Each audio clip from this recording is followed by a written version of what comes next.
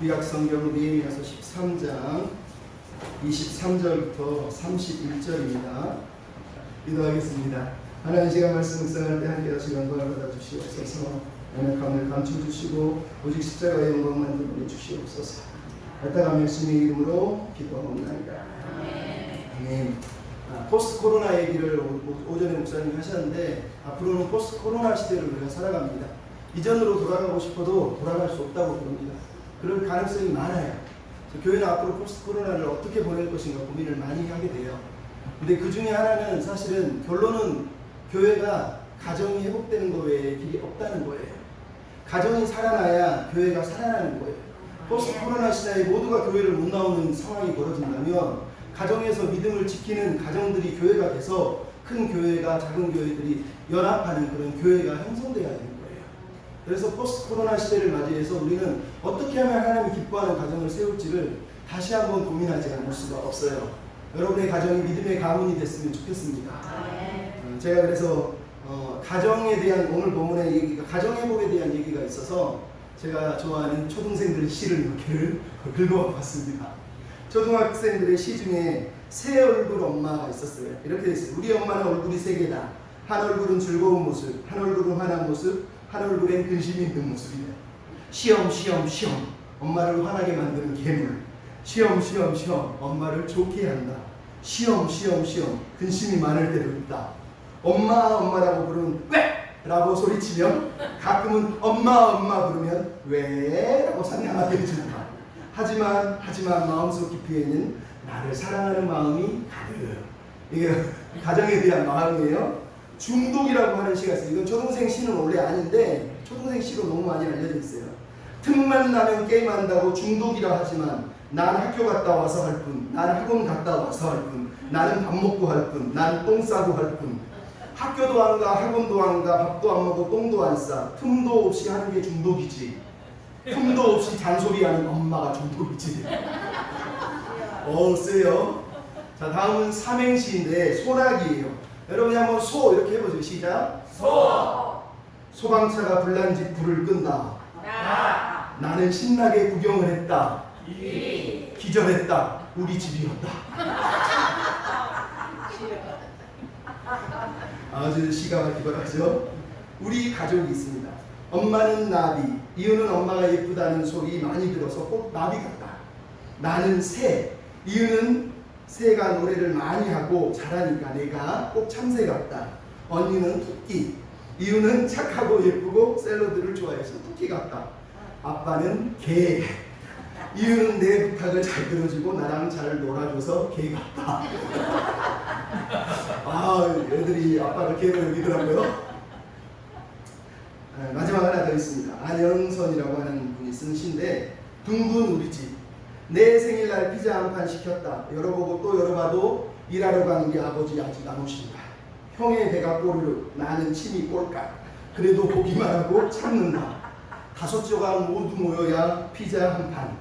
아버지 오셔야 5 식구. 피자같이 둥글게 되자. 가족에 대한 시들이에요. 재밌죠?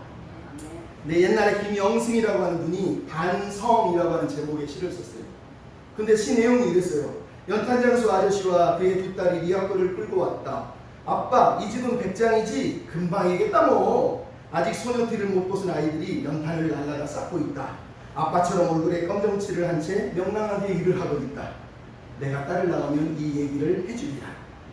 니들은 2장씩 날로 연탄장수 아저씨가 4장씩 나르면서 얘기했다. 이게 김영승이라고 하는 분이 쓴 시예요. 제목이 반성이에요. 여러분, 시 내용을 보면서 뭘 반성을 하자는 거예요? 반성이라고 써있는데 반성할 내용이 있나요? 연탄을 나누는 걸 반성하나요? 딸에게 얼굴에 검정을 붙이는 걸 반성해야 되나요? 가난하게 산 걸 반성해야 된다는 얘기인가요? 여기서 이 시에서 말하고 있는 반성은 그런 거예요.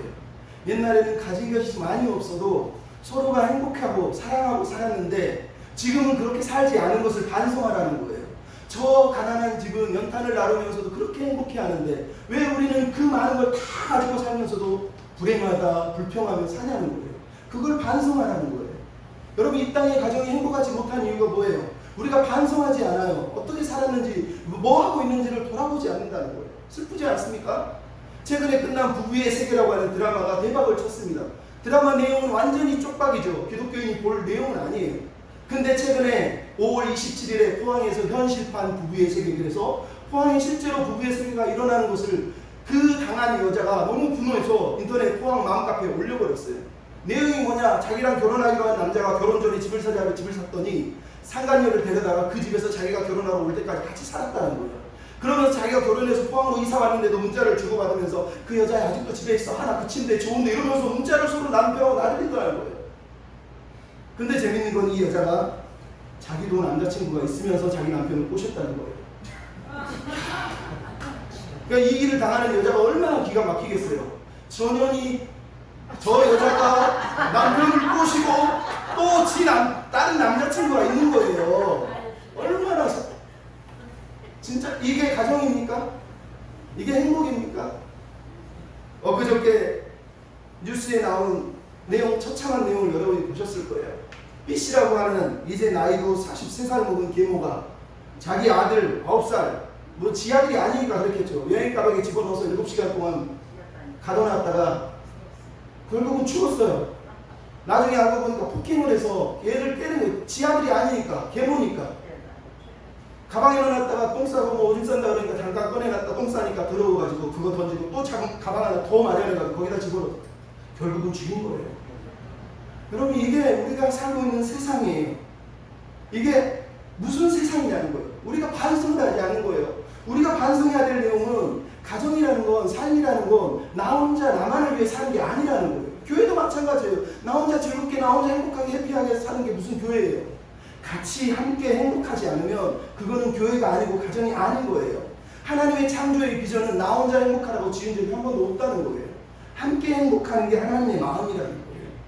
감사가 회복되지 않은 한 한국교회는 사실 살아날 가망이 없어요. 감사를 회복해야 돼요. 같이 사는 게 행복하다고 느껴야 돼요. 이 교회를 다니는 게 좋다고 기쁘다고 느끼지 못하면 여러분 행복한 거 아니에요. 어떤 시인이 그래서 이런 얘기를 했어요. 이것 하나만으로도 라고 하는 제목이에요. 뭐냐? 나에게 사랑하는 가족이 있습니다. 이 하나가 나에게 얼마나 큰 기쁨인 줄 이제 알았습니다. 나에게 사랑하는 가족이 있습니다. 이 하나가 얼마나 큰 즐거움인 줄 몰랐습니다. 나에게 사랑하는 가족이 있습니다. 이 하나가 나에게 얼마나 큰 위로인 줄 몰랐습니다. 나에게 가족이 있습니다. 이 하나가 나에게 얼마나 소중한 줄 몰랐습니다. 이제 알았습니다. 나에게 사랑하는 가족이 있습니다. 이 하나만으로도 내가 얼마나 대단한 삶을 살고 있는지 이제 알았습니다. 나에게 사랑하는 가족이 있습니다. 이 하나만으로도 내가 얼마나 행복한 사람인 줄을 이제 알았습니다. 여러분, 이게 가정이 사는 방법이에요. 교회가 사는 길이에요. 각 사람이 여기서 행복하다고 느끼지 않으면 그 사람이 불행한 거예요. 그 개인의 행복만을 추구하는 사람 때문에 공동체가 깨어지고 무너지는 거란 말이에요. 오늘 본문에 나온 느헤미야의 이야기가 바로 그 이야기예요. 행복한 가정, 행복한 교회, 행복한 나라가 되는 비결, 가정에서부터 시작해야 된다는 거예요. 우리가 잘 아는 어떤 시인의 시 중에 이런 게 있어요. 이 드넓은 세상에서 가족이라는 이름의 한 배를 타고 세월의 파도를 함께 넘는 우리 어깨 동무하는 내 사람, 이따금 출렁이는 파도에 우리 배가 기웃동거려도 우리의 작은 힘과 용기와 소망 하나로 모아 저 망망한 행복의 바다로 힘차게 노져가요. 여러분, 느헤미야가 지금 이 일을 하고 있는 거예요. 우리 노져 갑시다. 함께 힘을 냅시다. 아버지 혼자 노조라고 하는 게 아니에요. 딸 혼자 노조라고 하는 게, 엄마 혼자 노조라는 게 아니에요. 다 같이 노를 저어서 함께 행복의 바다로 함께 나아가자는 거예요. 장로님 혼자, 집사님 혼자, 목사님 혼자, 청년부 혼자 안 되는 거예요. 같이 노를 저어야죠. 그게 사는 길이에요. 오늘 본문에 느헤미야가 지금 하고 있는 마지막 개혁의 내용이 가정 회복 이야기예요. 가정을 회복시켜야 된다는 얘기예요. 왜? 마지막 개혁의 대상이 뭡니까? 결국은 이방인과 통혼 문제를 지금 다루고 있어요. 이스라엘 백성들이 이방인과 결탁해서 통혼을 했어요. 유대인이 암몬 족속과 모압 족속과 아스돗 족속과 결혼을 하고 있다는 거예요. 자기 아들과 딸들을 결혼시켰다는 거예요. 느헤미야가 분노하고 있는 거예요. 여러분, 느헤미야의 최종 개혁이 왜 하필이면 가족일까요? 왜 느헤미야의 개혁이 가족이 맨 마지막에 등장을 하고 있는 건가요? 여러분, 그걸 우리가 생각해 봐야 돼요. 성전의 망가짐은 단지 성전이 망가진 게 아니에요. 그 성전을 지키고 있던 리더가, 제사장이, 대제사장이 망가진 거고, 그 대제사장이 망가진 게 아니라 바로 그 리더라고 하는 귀족들이, 장로들이 망가진 거고, 거기서 떠나서 바로 아버지들이, 가정의 리더들이 무너졌기 때문에 결국은 가정이 무너져서 교회가 무너진 거라고 얘기하는 거예요. 그래서 느헤미야는 지금 7순을 해서 마지막 과제로 가정을 회복시키고 가정을 개혁하고 있는 거예요. 느헤미야에서 가정은 그래서 가장 중요해요. 공동체의 기초이자 최후의 전선이고 마지막 보루가 가정이기 때문에 이 가정을 회복시키기 위해서 애쓰고 있어요. 여러분이 알지만 느헤미야가 성벽 공사를 할 때 어떻게 합니까? 자기 집을 지키라고 자기 집 앞에서 공사를 하게 만들어요.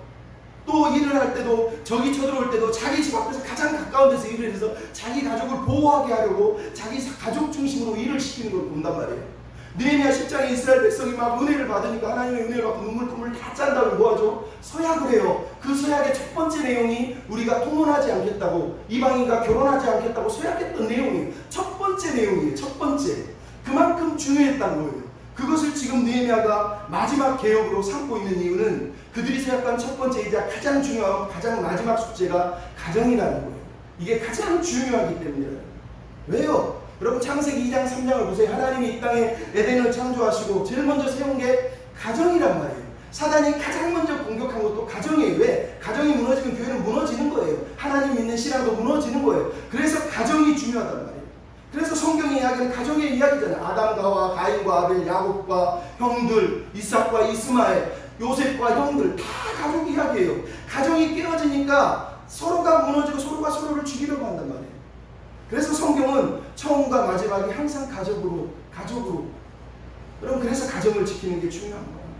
오늘 본문의 느헤미야가 그래서 이 가정을 회복시키기 위해서, 이 가정을 변화시키기 위해서 애를 쓰고 있는 거예요. 그럼 가정은 무너져도 교회만 잘 되면 됩니까? 말도 안 되는 소리입니다. 교회가 사는 것은 가정을 살리는 거예요. 아름다운 가정, 함께 행복한 가정을 만들어야 되지 않겠습니까? 어떻게 해요? 따라서 합시다. 성경적 세계관으로 양육합시다. 어려운 말이에요. 성경적 세계관으로 자녀를 양육해야 된다는 거예요. 여러분 오늘 본문에 나오는 내용이 뭡니까? 또 내가 본즉 23절에 또 내가 본즉 죄의 악순환이 지금 계속되고 있어요. 성전이 무너지고 공동체가 무너지고 이제는 가족이 무너져서 도미노처럼 모든 게 싸그리 다 무너져가고 있는 현상을 지금 보고 있어요. 근데 그 문제의 내용이 뭐라고? 이방인과 통혼했다는 거예요. 통혼했다는 거예요. 여러분 이게 왜 느헤미야에게 충격으로 다가옵니까? 통혼은 말 그대로 나는 우상 숭배하겠다는 거예요. 나는 하나님의 가족이 아니라는 거예요. 나는 내 힘으로 내가 원하는 대로 살고 싶다는 거예요. 하나님조차도 내가 이용해서 내가 원하는 대로 막 부려먹고 싶다는 게 우상 숭배의 본질이에요. 그러니까 하나님을 예배하는 사람들이 하나님을 자기 맘대로 자기 몸대로 자기가 원하는 대로 막 예배하는 건 하나님을 예배하는 게 아니라 우상 숭배하는 거예요. 하나님을 예배하는 방법은 하나님이 내 앞에 눈을 부릅뜨고 나를 보신다는 믿음으로 예배를 드려야지, 하나님이 죽어버린 것처럼 없는 것처럼 예배하는 사람은 우상 숭배하는 거라니까요. 지금 이들이 하나님 앞에 우상 숭배를 하고 있는 거예요. 그래서 느헤미야가 분노를 하고 있잖아요. 그들이 뭘 하고 있어요? 자기 자녀들에게 언어를 가르쳤는데 유다 방언을 못하고 있다는 거예요. 여러분 너무너무 큰 충격을 받고 있는 거예요. 자녀들이 모국어를 잃어버렸다는 거예요. 이방 언어를 쓰고 있다는 거예요. 여러분 이 문제는 언어의 문제를 얘기하지만 단순한 언어의 문제를 얘기하고 있는 게 아니라 가치관, 세계관, 사고관을 얘기하고 있는 거예요. 왜? 언어는 사고를 형성하는 가장 중요한 도구예요. 언어를 통해서 사물을 경험하고 인식하고 파악하고 사고하는 게 언어의 일이에요. 언어의 역할. 근데 그 언어를 잃어버렸다. 이스라엘 사람이 유다 사람이 히브리어를 잃어버렸단 말은 히브리 세계관을 잃어버렸다는 얘기하고 똑같은 거예요. 느헤미야가 갖는 충격이 그거예요. 우리가 언어 자체, 단어 자체를 싸우고 있는 게 아니라는 걸 알아야 돼요. 여러분이 바벨탑 이야기를 알잖아요. 창세기 11장에 보면 바벨탑 이야기에서 하나님께서 분노하신 이유가 뭐예요? 저들이 단어가 아니라 언어가 같음으로 라고 돼 있어요. 그래서 저들이 나를 대항한다고 했어요. 또 언어가 한 단어였다, one language였다는 뜻이에요? 아니요. 구약학자들이 얘기하는 바에 의하면 이 언어 사파라고 하는 이 단어의 뜻은 language가 아니라 thinking, 사고, knowledge, 인식에 대한 거란 얘기예요. 사고, 체계. 그들은 똑같은 생각, 똑같은 내용, 똑같은 인형을 가지고 뭉쳤다는 거예요. 한 언어라는 말은 하나님을 대적하기 위해서 한 생각으로 뭉쳤다는 뜻이에요. 그래서 하나님이 바벨탑을 무너뜨린 거란 말이에요. 그 한 생각이 뭡니까? 하나님 없이도 살 수 있다는 거예요. 하나님은 돌아가셨구나, 없다고 믿는 거예요. 그래서 그들이 자기 자기의 이름을 내기 위해서 자기들끼리 모여서 자기들의 세상을 꿈꿨기 때문에 그게 한 단어였다는, 한 언어였다는 거예요. 하나님이 그것을 무너뜨린 거예요. 여러분, 근데 이 현대의 사파, 현대의 한 언어들이 교회 안에도 너무너무 팽배해져 있어요. 왜? 여러분, 교회 안에서 다 같이 하나님을 믿지만 똑같은 하나님을 믿는 건 아니에요. 왜? 교회 안에 들어있는 수많은 잘못된 언어들이 얼마나 많습니까? 긍정적인 사고방식, 믿음운동, 신사도운동, 예언운동, 은사주의운동, 번영신학, 부자가 되어야 된다, 복받는다. 여러분, 이거는 성경의 언어가 아니라 우상의 언어예요. 이방의 언어란 말이에요. 세속의 문화가 그대로 들어온 언어를 성경에다가 대입시켜요. 성경에도 부자 된다는 얘기가 나오지 않느냐, 부자 돼야 되는 게 복이다. 여러분, 그런 말 같지도 않은 얘기를 하면서 성경을 드립다 대고 있어요. 은사가 나왔지 않느냐, 은사를 경험하는 게 진짜 구원받는 비결이다. 어떻게 그런 얘기를 하냐고요. 예언을 하지 않으면 신앙이 낮은 것처럼, 방언을 못하면 신앙이 없는 것처럼 웃기는 소리죠. 이 모든 게 다 이방의 언어예요. 그런 가치관과 세계관으로 하나님을 믿기 때문에 하나님에 대한 인식이 무너지는 거예요.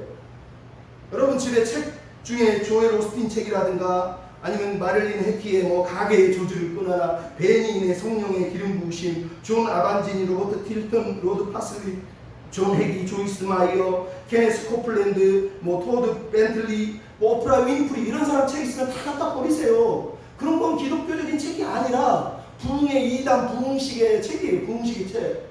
여러분, 인터넷 코로나 걸렸는데 개척교회 모임, 그게 무슨 개척교회 모임입니까? 애녹 애녹 국제 애녹 기도회, 부흥사들이 모여서 어떻게 하면 교회를 부흥시키고 어떻게 하면 신유를 하고 귀신을 쫓아내고 이딴 식으로 지네들끼리 모여서 그렇게 돌아다니다가 결국은 코로나 걸린 거잖아요. 교회가 잘했다 못했다는 게 아니라 그런 이단들이 잘못된 사고방식으로 모여서 그 일을 하고 있는데 세상은 다 교회가 똑같은 줄 알아요.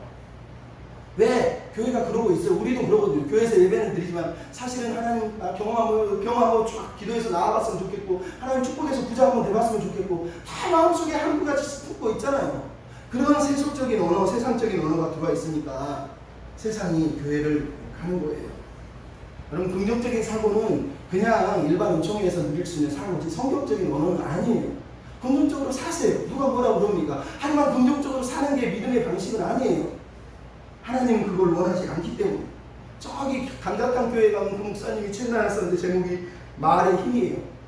내용을 가만히 봤더니 하나님은 말로 세상을 창조하셨듯이 우리도 말로 세상을 창조하셨다. 말의 긍정적인 언어가 말의 힘이 있다. 옛날에 우리 신학교 갈 때 조모 목사님이 가르친 내용은 똑같아요. 근데 그 내용을 보면 성경을 막 갖다 드립답하니까 다 성경 같아. 근데 성경이 아니에요. 그거는 그냥 하나님 안 믿는 사람도 다 하는 거예요. 긍정적으로 살아라, 긍정적으로 생각해라, 긍정적으로 말해라. 그래서 조엘 오스틴이 맨날 거울 보고 야, 오늘은 행복할 거야, 오늘은 잘 될 거야, 오늘은 힘내, 자기를 격려하잖아요. 무슨 그게 기독교 언어에 자기 암시고 자기 마취이고 자기 마술이지. 여러분, 기독교는 그렇게 사는 게 아니에요. 아무리 긍정적인 게 좋아도 그거를 자녀에게 가르쳐주면 안 되는 거예요. 여러분, 우리나라에 저기 강남에 가면 무슨 제자교회라고 하는데 김열방이라고 하는 목사가 있습니다. 나이도 얼마 되지도 않아요. 근데 이 사람이 책을 하나 냈어요. 책이 하나가 아니라 제목들이 다 이렇습니다. 억만장자가 되는 12가지 비결, 억만장자 마인드, 김열방의 억대 수입 비결. 말 그대로 자기가 예수 믿어서 억만장자가 됐대요. 왜? 그러면서 이 사람이 소리쳐요. 다 성경을 보니 아브라함도 은과 육축과 금이 부어있고 솔로몬도 돈 모아가 많았다. 성경은 부에 대해서 뭐라 하지 않는다. 우리는 부자 되는 게 축복인 줄 알고 부자가 돼야 된다. 나한테 와라. 내 책 하나 읽으면 부자 된다. 한 권이요 100만 원도 있고 한 권이 200만 원도 있고 한 권이 1000만 원도 있어요. 근데 미친 목사, 전도사, 성도들이 거기 가서 그 책 사고 가서 강의 들어요. 억만장자 되겠다고. 이게 기독교 언어입니까? 기독교 세계관이냐고. 이런 말도 안 되는 걸 가르치고 그거를 좋아서 쫓아다니고 있어요. 그럼 우리 자녀들을 이렇게 키우면 되겠습니까? 왜 아이들이 신앙이 없죠? 왜 교회는 다니는데 나이가 중고등부, 청년부, 대학부, 어른, 장년이 되는데도 하나님에 대한 인식이 없습니까? 하나님은 다 어렸을 때 배운 건 다 있어. 근데 하나님 내 앞에 없어. 하나님이 돌아가셨거든요. 하나님은 나하고 상관이 없어요. 그냥 예배 때 한번 예배 드려주는 거지. 하나님은 어디 있어? 안 그렇습니까? 왜 무슨 예배를 드립니까? 하나님이 어디 있다고? 여러분, 하나님을 믿는 거 귀신도 믿어요. 마가복음, 누가복음 다 나오잖아요. 귀신이 뭐라고요? 나도 하나님을 안다. 하나님이 당신 보낸 줄 안다. 예수님한테 한 말이에요. 하나님을 믿는 건 아무 의미가 없는 거예요. 중요한 건 어떤 하나님을 믿느냐는 거예요. 어떤 하나님을 믿느냐는 거예요. 그래서 기독교적인 성경적인 세계관이 필요한 거예요. 기독교 언어라는 말은 랭귀지를 말하는 게 아니에요. 기독교적인 단어, 뭐 축복, 뭐 기적, 은사 이런 걸 기독교 언어라고 말하는 게 아니라 성경적인 세계관, 성경적인 사고를 가지고 세상을 읽을 수 있는 눈을, 성경에 빗대어 읽을 수 있는 건강한 눈을 갖는 그것들이 기독교 세계관이에요. 우리가 자녀들에게 그것을 가르쳐줘야 된단 말이에요. 그런 게 안 하면 여러분 여기서 하나님께 예배드려도 귀신이 예배하는 거 똑같아요. 귀신도 하나님 아는데 뭐. 하나님 알아요. 예배하나요? 하나님을 아는데 예배하지 않거든요. 하나님이 돌아가셨거나 하나님은 그냥 하나님일 뿐이에요. 나는 나고. 여러분 그래서 교회는 부모들은 정신 똑바로 차리셔야 돼요. 진짜 그렇습니다. 기독교 세계관으로 우리 자녀를 양육하지 못하면 우리는 다 무너지는 거예요. 저는 TV 드라마 말고 예능을 잘 안 보는데 이번 주 금요일에 예능을 우리 집사람이 보길래 잠깐 봤는데 거기에 누가 나오면 나 혼자 산다에 손담비가 나오더라고요. 우연히 지나가다 보려고 했는데 갑자기 손담비가 누워가지고 10시간 넘는 취침 시간에 톡이야 까똑까똑식으로 딱 보더니 뭐라고 그러냐면 90일 성경 통독 그러면서 단톡방 11명 친구들이 성경 통독 문자를 보내주더라고요. 보니까 에스겔서 15장부터 27장까지를 매일 통독을 하면서 90일 동안 성경을 다 읽기로 결정을 하고 친구들이 모여서 성경 톡을 하는 거예요. 누군가 봤더니 친구들이 공효진, 수영, 려원, 이한이, 정경호 등등 11명이 기독교인이 연예인들이 성경 읽기를 하고 있는 카톡으로 은혜를 너무 많이 받았습니다. 그 사람들이 대단해서 받은 게 아니에요. 왜? 연예인들은 언제나 넘어질 가능성이 많은데 그나마 지금이라도 그러고 있는 게 너무 감사하더라고요. 저것들이 또 인기에 영합하고 뭔가 또 취하면 또 하나님 포기하고 또 무시할 거 아니에요. 하지만 지금이라도 성경 통독하고 있는 모습이 그나마 너무 감사해요. 왜? 손담비가 성경 읽으면서 에스겔 15장부터 27장 읽으면서 넘기면서 읽어요. 그러면서 이게 무슨 뜻이야? 이게 무슨 뜻이야? 이게 무슨 뜻이야? 그렇죠? 성경을 모르니까 아무리 성경을 읽는다고 여러분 이해가 됩니까? 성경을 안 가르쳐 주는데 기독교의 언어는 다 배웠는데 성경을 이해를 못해요. 불쌍한 거거든요. 송지은이라고 하는 옛날에 시크릿이라고 하는 가수의 멤버 중에 한 친구가 있었어요. 시크릿이 해체됐는데 이 친구가 나중에 배우가 되기도 하고 배우가 됐다가 지금은 배우에서 또 잠깐 밀려나 있긴 하지만 배우로 이제 일을 하고 있는 송지은이라고 하는 자매가 있어요. 이 친구는 어려서부터 중3 때부터 나는 꿈이 뭘까 고민하다가 내가 노래를 잘하지. 그래서 노래를 해야지. 하나님의 영광을 위해 살아야지. 이렇게 고민을 했다는 거예요. 근데 나중에 자기가 우연히 무명 때 녹음 노래가 어디에 알려줘가지고 기독교 PD가 작가가 야 너 노래 잘한다 그러면서 시크릿 멤버에 넣어줬다는 거예요. 그래서 노래를 부르는 가수가 됐대요. 근데 나중에 문제가 생겨서 마찰이 돼서 물러났다가 배우가 되는데 또 JYP하고 문제가 생겨가지고 배우를 못하는 거예요. 그러면서 막 인생의 나락으로 젊은 친구가 헤매는데 자기 아는 주변의 사람이 교회 가자 데리고 와요. 교회 가서 기도하고 예배를 드는데 어렸을 때 자기가 하나님을 믿었던 그 신앙이 생각나니까 거기서 엉엉 울면서 회개를 해요. 그러고 나서 하나님 내가 하나님 위해 살겠다고 약속을 했는데 하나님 죄송해요 그러면서 다시 성경을 읽어요. 왜? 자기가 성경을 너무 모르는 거예요. 내가 이렇게 아무것도 모르는구나 그러면서 성경을 다시 읽고 있대요. 그러면서 자기 믿음을 지금 시작하고 있다고 얘기를 하더라고요. 그럼 제가 이런 얘기를 들려주는 이야기는 똑같아요. 하나님을 믿지만 하나님을 믿지 않을 수 있어요. 머리로는 다 믿지만 진짜 하나님을 못 믿고 살 수 있단 말이에요. 그래서 우리가 하나님 앞에 깨어있어요. 여러분 우리 자녀들에게 믿음의 가정이 되기 위해서 여러분 무슨 식으로 하십니까? 믿음의 가문은 그냥 세워지지 않아요. 오늘 본문에 보면 아버지가 무너지고 엄마가 무너지고 그냥 싹 무너지는 거예요. 자녀가 무너져도 무너지는데요. 아버지 엄마 아무리 신앙 좋아도 자녀가 믿음 없으면 그 가정 세워지지 못하는 거예요. 그래서 힘내야 돼요. 요즘처럼 코로나 시대에 이렇게 동영상 찍으면 예배합니까? 집에 앉아서? 예배 못하거든요. 혹시나 이 동영상 보시면 제발 부탁입니다. 예배 시간 전에 가족들, 애들까지 다 앉혀서 교회 데려올 거 아니면 집에서 같이 앉아서 방 안에 앉아서 같이 예배 드리고 말씀 듣고 옷 정갈하게 입고 해보세요. 그래도 안 되면 그 말씀 외워가지고 아버지가 일주일에 한 번이라도 그 말씀 가지고 같이 설교하고 나눠주면서 같이 기도하면서라도 노력이라도 해야 될 거 아니에요. 그래야 가정이 살 거 아니에요. 코로나 됐다고 예배도 안 드려 집에서도 유튜브 한번 틀어놓지도 않지. 틀어놓는 것도 틀어놓고 너는 떠들어라서 자기 일 하는데 그게 무슨 예배가 되겠습니까? 이 크지도 않은 교회에 뭐 몇 명이나 앉아있다고 저 뒤에도 공간도 남아있는데 교회도 오지도 않고 물론 꼭 와야 된다고 말하고 싶지는 않지만 예배를 못 드릴 거면 그냥 와서 앉아있으라는 거. 저 뒤에 바깥에 앉아있어도 돼요. 소리만 들어도 돼요. 왜 유튜브 틀어놓고 틀지도 않으면서 헛짓거리 하고 있냐고요. 하나님 기뻐하십니까? 가정을 어떻게 지키려고 그러냐는 거예요. 자녀들 돈에 대한 교육도 시켜야 돼요. 11조부터 시작해서 필요한 것들을 가르쳐줘야 돼요. 그게 뭐 목사한테 바치는 게 아니잖아요. 하나님을 믿는 믿음이잖아요. 표현해 주는 거예요. 그런 걸 어려서부터 돈을 10원씩 주든 1000원씩 주면서 훈련을 시켜야지. 야, 하나님 없어. 돈 뭐 11조가 뭐 중요해. 그렇게 교육시키면 아이들이 어떻게 세상에 살아가냐고요. 성경이 우리에게 하나님이 두려워하지 말라, 염려하지 말라 그러시면서 하나님이 정작 두려워하는 게 딱 하나 있어요. 뭐죠? 신명기 8장, 신명기 6장. 너희가 부자가 되면 나를 잊어버릴까 봐 두렵다는 거예요. 하나님이 제일 근심하는 거예요. 돈 때문에 하나님을 버릴까 봐 걱정하시는 거예요. 성경이 두려워하는 딱 한 가지 하나님이 두려워하시는 거. 여러분이 우리가 물질 때문에 하나님을 외면할까 봐 하나님이 걱정하신다는 거예요. 그러니까 자녀들에게 교육을 시켜야 되는 거예요. 어디 목사님이 몇 번 원정수 본사 간증을 틀어줬지만, 여러분 원정수 본사라는 분은 저 별로 좋아하지는 않아요 사실. 근데 암 전문의사지만 그분이 하는 내용 중에 이런 게 있어요. 자기는 어려서부터 엄마가 무조건 야 너는 11조 드리라면서 11조를 나중에는 그러니까 야 너 첫 것을 드려야 돼. 월급 나오면 무조건 바치라고 하는 거예요.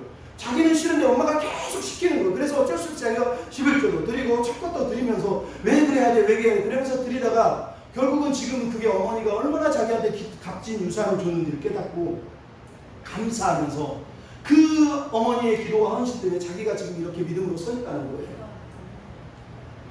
여러분 물질에 대해서 개념도 없고 사고도 없고 건강한 인식도 없고 하나님을 없는 것처럼 사는 자녀를 키우면 되겠습니까?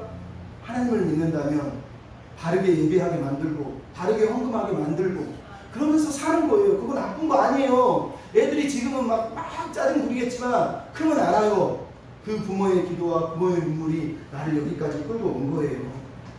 그래서 성경이 말하잖아요.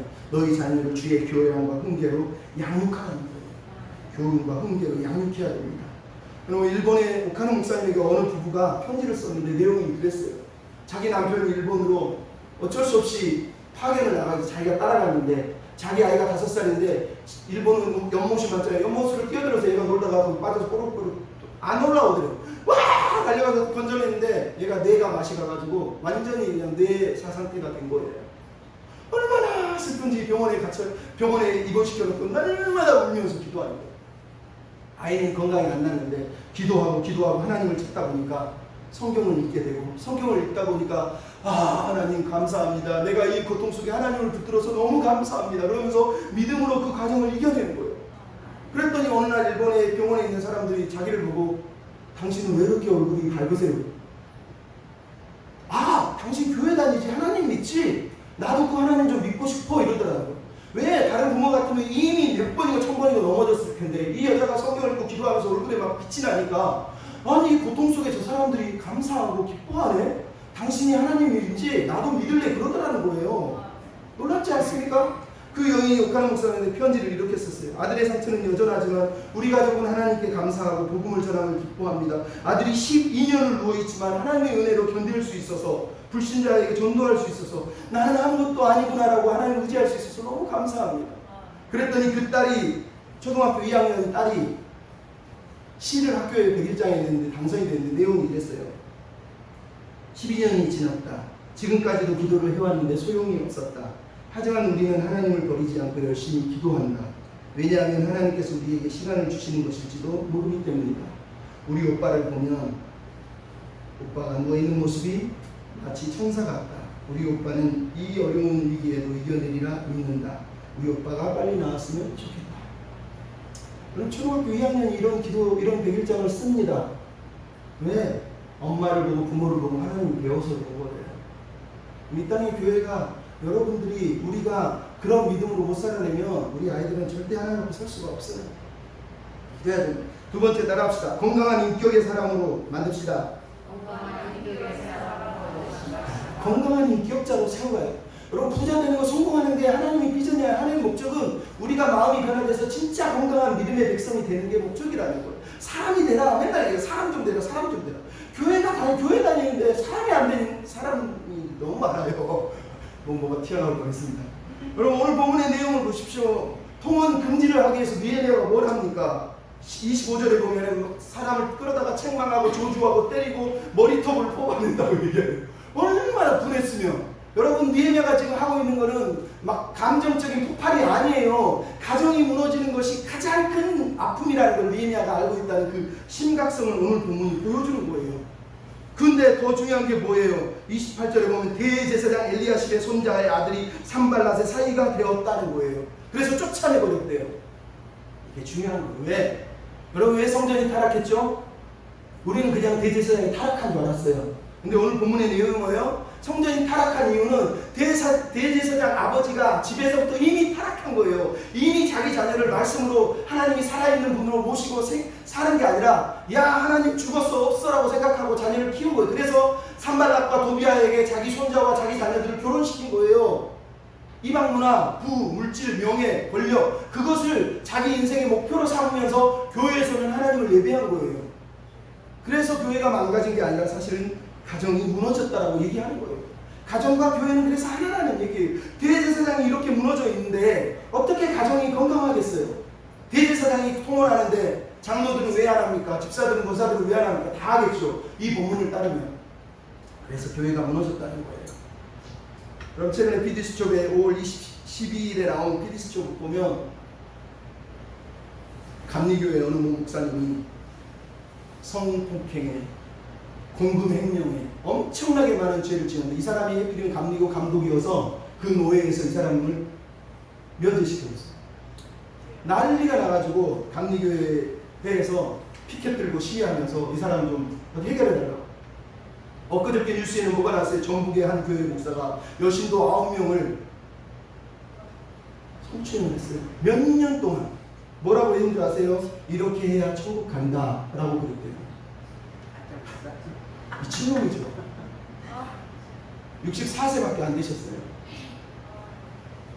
이런 분들이 교회의 리더예요. 가정의 리더란 말이에요. 그 가정이 정상입니까? 오늘 느헤미야가 분노할 수밖에 없죠. 왜? 저런 인간 때문에 가정이 무너지고 교회가 무너지고 공동체가 무너지는 거예요.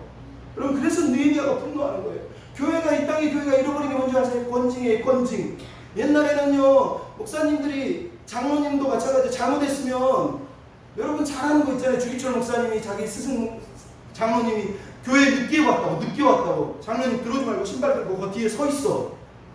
네. 그럼 지금 그랬다가는 이 교회 들어오서 합니다. 목사님 들어오서 합니다. 안 그렇습니까? 너 왜 그따구로 해요? 그러면 내가 뭘 잘못했어? 아 들어. 그러면서 딴 교회 갈걸요?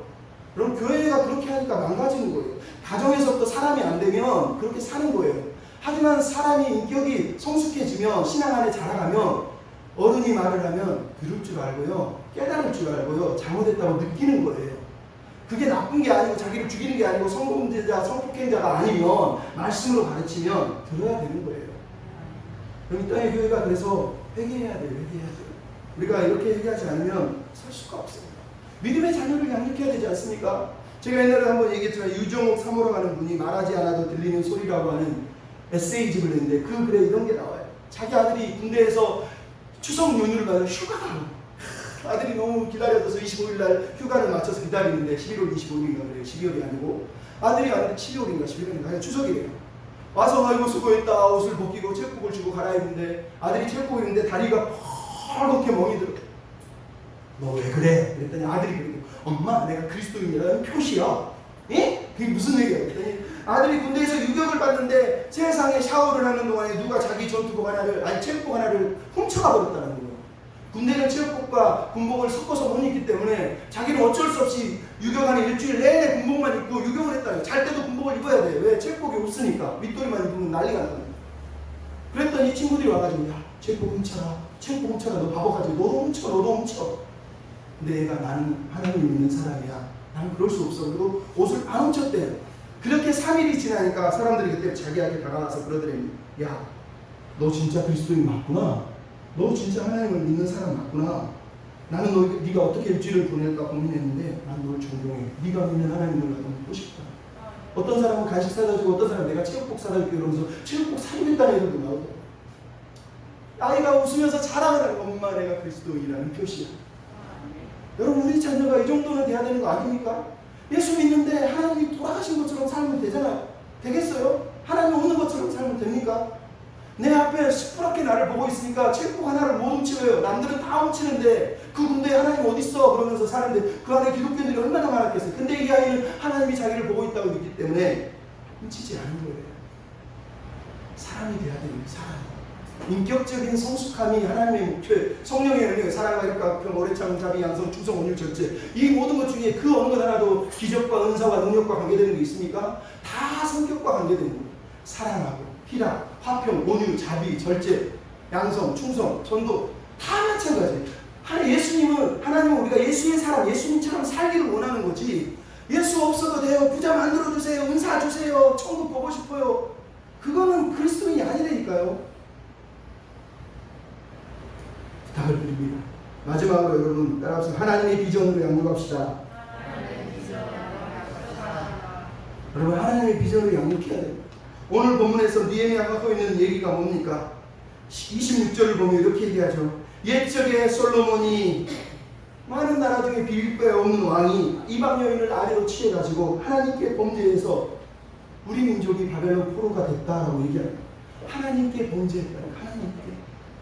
여러분 하나님께 범죄했다는 게 뭐예요? 솔로몬이 처음에는 하나님 붙들고 기도했는데 나중에는 하나님이 없다고 생각하니까 이방 여인하고 결혼한 거, 그걸 하나님께 범죄했다는 거예요. 이 단어가 어디서 나옵니까? 요셉이 나오죠. 요셉은 보디발의 아내가 유혹을 하는데 하나님이 나를 보고 계시다고 믿기 때문에 손을 대지를 못해요. 하나님 앞에 서 있는 거예요. 여러분 신앙이 그런 거예요. 하나님 앞에 내가 있다고 믿어야 되고, 자녀가 하나님이 진짜 살아계시는 것을 믿게 만들어주지 않으면 가정은 신앙으로 설 수가 없어요. 돈은 좀 벌 수 있고 남들보다 좋은 차 탈 수 있고 좋은 집 가질 수 있어요. 화장실 2-3개 더 가질 수 있어요. 그래서 어쩌자고요? 그래서 어쩌자고요? 하나님을 믿어야죠. 하나님이 내 앞에 있다고 믿어야 될 거 아닙니까? 여러분 지도자들은 대제사장까지 다 타락했는데 느헤미야는 하나님만 지금 보고 있어요. 우리가 하나님께 범죄하면 안 된다. 하나님이 계신데 이러면 안 된다는 거예요. 여러분 또한 느헤미야가 뭘 합니까? 십자가 아래 우리가 서야 된다는 걸 가르쳐주고 있는 거예요. 여러분 오늘 보면서 느헤미야가 얘기하고 있는 내용이 뭐예요? 솔로몬이에요. 솔로몬은 뭐라고 표현했어요? 비길 수 없는 사랑을 입은 자예요. 여러분 만약 솔로몬이 자기가 이렇게 엄청난 사랑, 비길 수 없는 사랑, 감히 비교할 수 없는 사랑을 입은 걸 깨달았으면 어떻게 살았을까요? 매일 감사하고 살지 않았을까요? 매일 하나님 앞에서 벌벌 떨면서 두려워하면서 또 경외하면서 사랑하면서 살지 않았겠어요? 근데 비길 수 없는 하나님의 사랑을 입었는데 솔로몬이 그것을 잊어버렸다는 거예요. 그 사랑을 까먹었다는 거예요. 자기가 얼마나 큰 은혜를 받았는지 잊어버렸다는 거예요. 그래서 하나님을 자신의 인생의 보좌에서 폐위시키고 자기가 왕이 된 거예요. 여러분 이게 불행인 거예요. 교회가 사는 거, 가정이 사는 걸 다 똑같습니다. 여러분 우리 중에 안전한 사람이 어디 있습니까? 가정에서 안전하세요? 남편은, 아내는, 자녀는 안전하세요? 아무도 안전하지 않아요. 그래서 우리가 다 십자가에 서야 되는 거예요. 남편도 아내도 자녀도 십자가 앞에서 내가 죄인인 걸 깨달아야지 서로가 서로를 사랑하고 서로가 서로를 돕고 섬길 수 있는 거예요. 여러분 그런 은혜를 구해야 돼요. 하나님 우리 가정이, 우리 자녀들이, 우리 모두가 십자가 아래 서게 해주십시오. 하나님의 큰 사랑을 입었음을 깨닫고 살게 해주십시오. 이렇게 기도해야 돼요. 여러분 그렇게 기도하면 뭐가 보여요? 하나님의 꿈이 보이고 하나님의 비전이 보이잖아요. 오늘 보면 29절로 31절의 내용이 뭡니까? 하나님 내가 이렇게 행한 걸 기억해 주세요. 하나님 내가 이렇게 행한 걸 기억해 주세요. 느헤미야가 지금 기도하고 있는 내용이에요. 나를 기억해 주시고 공동체를 무너뜨리고 있는 저들을 기억해 주세요. 느헤미야는 하나님이 얼마나 이 공동체를 바로 세우고 교회를 세우고 가정을 세우는 걸 기뻐하는지를 지금 알고 있어요. 그 일을 한 걸 잊어버리지 말라고 얘기를 하고 있어요. 느헤미야 정도 되면 대충 해도 되는 거예요. 그냥 넘어가도 되는 거 아니에요? 근데 그럴 수 없다는 거예요. 왜? 느헤미야는 꿈이 하나님의 비전이거든요. 자기 만족이 꿈이 아니라 그 꿈 너머에 꿈이 있었어요. 하나님의 꿈이 있었단 말이에요. 꿈 너머의 꿈인 하나님의 꿈 때문에 자기 인생의 꿈을 내려놓고 있어요. 혼자 행복하게 떵떵거리고 부자로 아주 만족하며 살 수 있는데도 그 모든 걸 포기하는 게 뭐예요? 자기 꿈 말고 그 꿈 너머에 하나님의 꿈을 붙들었다는 얘기예요. 그래서 그가 지금 꿈 너머의 꿈을 붙들고 뛰어가고 있는 거예요. 그럼 우리가 그게 필요하거든요. 하나님은 수단이 아니라 목적이 되어야 돼요. 하나님이 내 인생의 목적인 거지 수단이 아니에요. 하나님을 이용해서 부자되고 하나님을 이용해서 뭔가 해먹으려고 하지 마세요. 그냥 하나님 때문에 믿고 하나님 때문에 사랑하고 하나님 때문에 예배하는 사람이 돼야 돼요. 그게 안 되면 가정이고 교회고 길이 없어요. 고도원이라고 하는 아침 편지, 지하철 아침 편지 쓰신 옛날에 김대중 대통령 연설관 했던 그분이 쓴 책 중에 꿈 넘어 꿈이라고 하는 책 제목이 진짜로 있어요. 근데 그분이 하는 말이 그거예요. 우리 모두는 꿈 너머의 꿈을 꿔야 된다. 꿈 너머의 꿈이라는 말은 그냥 내 꿈, 나만의 만족의 꿈이 아니라 그 꿈을 넘어서서 새로운 꿈을 꿔야 된다. 우리가 그렇게 꿈을 꾸면서 신앙생활을 해야 되지 않겠습니까? 하나님의 비전을 붙들면요, 인생이 단순해지는 거예요. 신앙이 단순해질 수밖에 없어요. 여기서 말하는 신앙은요, 무식하다, 순진하다는 뜻이 아니라 가볍다, 간결하다는 뜻이에요. 여러분, 느헤미야를 보십시오. 얼마나 간결합니까? 그가 엮여있는 게 장로들, 리더들, 가족들 다 엮여있는데 왜 어떻게 대제사장을 자손을 막 쫓아내버리고 머리털을 박고 때리고 어떻게 이럽니까? 이 말을 폭력을 해야 된다고 얘기하는 게 아니에요. 오해하면 안 됩니다. 느헤미야가 얼마나 간결하냐는 거예요. 어떻게 간결해요? 느헤미야는 자기 삶이 하나님 앞에 있다고 믿어요. 그래서 자기의 삶의 기준은 하나님의 말씀이라고 믿고요. 그 동기는 하나님의 사랑을 입었다고 믿어요. 그래서 하나님의 비전을 위해서 뛰어가고 있어요. 그래서 그가 개혁하고 있는 거예요. 삶에서는 하나님을 경외하고 기준으로는 모압과 암몬과 이방 여인을 잘라내고 동기는 하나님을 더 사랑하고 경외하기 위해서 엎드리고 뛰어가고 있잖아요. 이 단순한 마음이 느헤미야의 마음이에요. 여러분, 교회가 가정이 단순해야 될 때 얘기할 때는 바로 이런 의미로 얘기하는 거예요. 그럼 우리 선배들이 신앙생활 하는데 어렵게 생활했습니까? 아니요. 주일 그러고 예배하는 날, 11조 하나님 거, 안식일 주인님의 날, 헌신 하나님의 나라를 위해서. 그거 왜 무슨 고민을 했냐는 거예요. 성경을 배우는 거 말고 얘기하는 거예요. 그럼 이 땅에 교회 다니는 사람이 주일인데 교회를 가야 돼 말아야 돼. 11조를 해야 돼 말아야 돼. 헌신을 해야 돼 말아야 돼. 왜 우리가 이런 고민을 하죠? 그거는 단순한 거예요. 그냥 하나님을 인정해버리고 끝나는 거예요. 그 다음 걸 고민해야지. 맨날 그거 가지고 내 꿈을 위해서, 내 집을 위해서 내가 살아야 되는데 내가 이걸 해야 돼. 우리 집 어려운데 주일 예배를 드려? 우리 집 어려운데 11조를 해? 우리 집 어려운데 헌신을 해? 여러분, 그게 무슨 신앙입니까? 그거는요, 넘어가는 거예요. 그 다음을 위해서 기도하고 엎드리면서 꿈 너머의 꿈을 붙들고 뛰어가야 되는 거예요. 그래야지 가정이 사는 거예요. 그래야지 우리가 살 수 있는 거라니까요.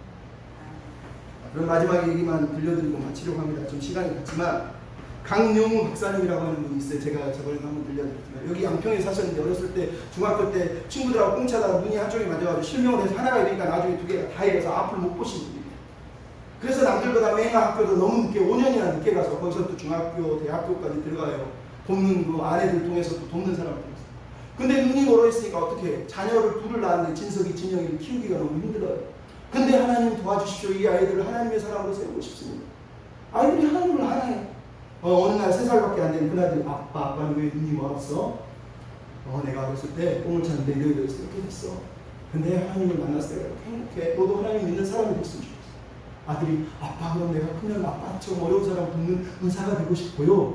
꿈을 꿨어요. 아들이 아빠, 그럼 나는 아빠처럼 눈먼 사람이 당하는 억울한 일 없도록 나는 변호사가 될래요. 그래서 나중에 이 사람 변호사가 됐어요.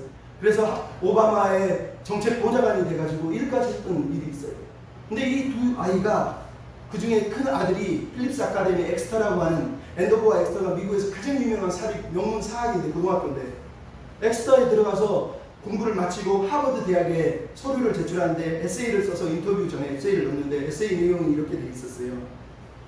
뭐라고 써있냐면, 저는 메인 아버지가 있는 가정에 태어나 성장하게 되니 참으로 다행하고 감사하게 생각합니다. 왜냐하면 메인인 아버지 입장에서 사물을 보고 생각하게 되어 열린 마음으로 넓고 크게 볼 수 있는 시각을 가지게 되었습니다. 에세이 내용을 줄이면 이렇게 썼어요. 그랬더니 인터뷰에서 에세이를 쭉 보더니 인터뷰하는 사람이, 당신이 말하는 그러면 메인 아버지와 정한인 아버지, 눈이 멀쩡한 아버지와의 가정의 차이점이 뭐라고 생각합니까? 그랬더니 아들이 인터뷰 때 이렇게 얘기합니다. 저는 정한인 아버지와 살아본 적이 없어서 그 차이를 확실하게 말할 수는 없습니다. 그러나 제가 분명히 할 수 있는 건, 메인인 아버지가 가정에서 태어나게 하셔서, 아버지가 있는 가정에 태어나게 하셔서 무엇이 다르다거나 부족하다고 느껴본 적이 저는 한 번도 없었습니다. 그저 자연스러웠습니다. 아버지는 육안의 시력은 이로써도 세상을 보고 인생을 보고 미래를 보는 선명한 비전을 가지셨습니다. 그래서 눈뜬 제가 아버지를 안내한 것이 아니라 메인인 아버지가 눈뜬 저의 인생을 선명한 비전으로 인도해 주셨습니다. 여러분, 아버지가 눈이 멀었음에도 불구하고 하나님을 붙들고 자식들을 하나님의 사람으로, 하나님의 꿈으로, 자기들의 꿈 너머의 꿈을 가르쳐주고 싶어서 키운 거예요. 그 아이들이 그래서 꿈 너머의 꿈, 하나님의 꿈을 붙들고 지금 달려가고 있어요. 아버지가 평생 루즈벨트 재단에 섰고 가난한 사람, 눈먼 사람, 장애인들을 살리기 위해서 살아낸 그 헌신을 배워서 그들도 어려운 사람을 돕고 하나님을 위해서 어려운 사람들을 섬기기 위해서 고민하고 애쓰고 노력하고 있단 말이에요. 여러분, 이 땅의 교회가 행복해지기 위해서 자녀들이, 우리가 가정이 하나님의 사랑 앞에, 하나님의 은혜 앞에 서야 돼요. 그리고 그분의 꿈을 붙잡아야 돼요. 나를 위한 꿈, 나만의 만족을 위한 꿈, 나만의 인생을 위한 꿈 말고 하나님 앞에서 하나님 그분의 비전을 붙들고 그분이 원하는 삶을 살아야 되지 않겠습니까? 여러분에게 그런 은혜가 있었으면 좋겠습니다. 하나님, 우리 가정이, 우리 자녀가, 내가 그런 마음으로 살 수 있게 도와주십시오. 원하고 바라고 기도합니다. 이렇게 찬양 같이 부르시면서 여러분 그냥 구경하지 마시고 찬양을 부르세요. 고백을 하세요. 나 원합니다. 나 바랍니다. 나 기도합니다. 우리 집을, 우리 가정을, 우리 교회를 살려주십시오.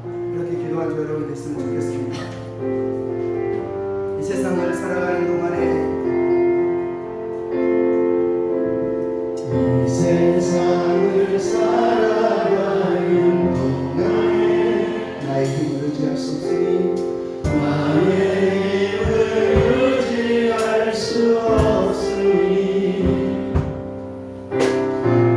기도하고 낙심하지 말 것을 주께서 참 소망이 되시라. 주의 길을 걸어가는 동안에 주의 길을 걸어가는 동안에 세상에 거느질 수 없으니 세상에 거느질 수 없으니 감사하고 낙심하지 말 것을 주께서 참 기쁨이 되시라.